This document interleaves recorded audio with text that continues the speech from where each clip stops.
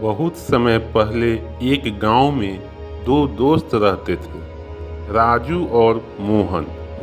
दोनों एक दूसरे के बेहद करीब थे और हमेशा एक दूसरे का साथ निभाते थे। वे एक दूसरे की मदद के लिए हर समय तैयार रहते थे।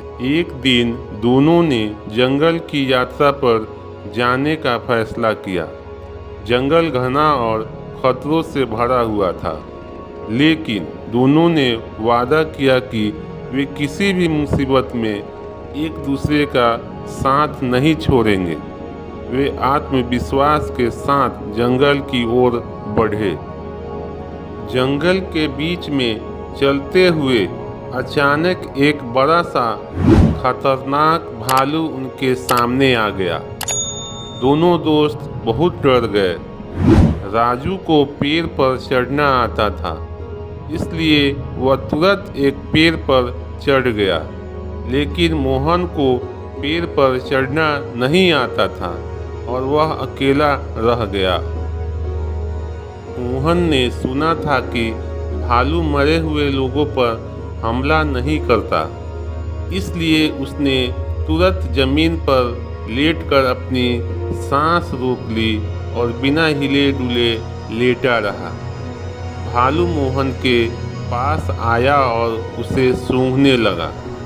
कुछ देर बाद भालू ने सोचा कि मोहन मर चुका है, इसलिए वह वहां से चला गया।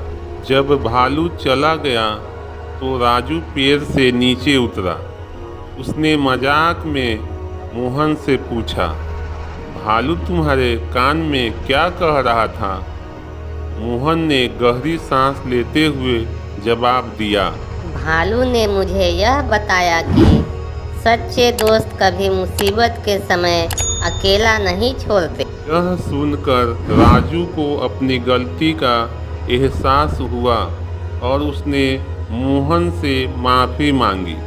मोहन ने राजू को माफ़ कर दिया और दोनों ने फिर से वादा किया कि वे जीवन भर एक दूसरे का साथ देंगे। इस घटना के बाद उनकी मित्रता और भी गहरी हो गई। इस कहानी से हमें यह शिक्षा मिलती है कि सच्ची मित्रता वही है जो मुश्किल समय में भी अडिग रहती है। सच्चा दोस्त वही होता है जो संकट के समय आपका साथ न छोड़े।